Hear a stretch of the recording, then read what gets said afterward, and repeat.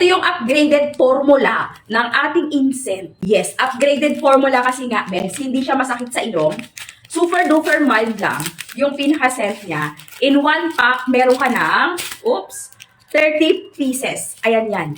Ay, beb ha, eto ha, tinan mo siya oh. Kung before yung pinakita ko sa inyo lavender, color for this one is wood effect naman siya, pero mabango din.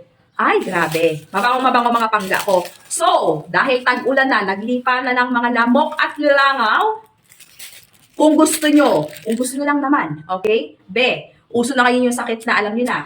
Okay, na nagagaling sa lamok. So, kung gusto nyo lang din naman na mawala yon kahit papaano, maibsan yung mga lamok natin, mga langaw natin sa paligid, ito ang gamitin nyo. Very useful to mga pangga. Ako kasi naglalagay ako nito morning, tsaka sa hapon. Sa umaga talaga kasi naglalabasan sila. Yes na yes, ayan. O, di ba? Okay? Hindi masakit sa ilong? Ito siya.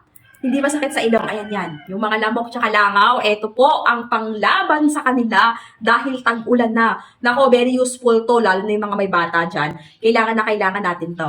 Maglalagay ako ng link sa baba kung gusto niyo yung ganyan.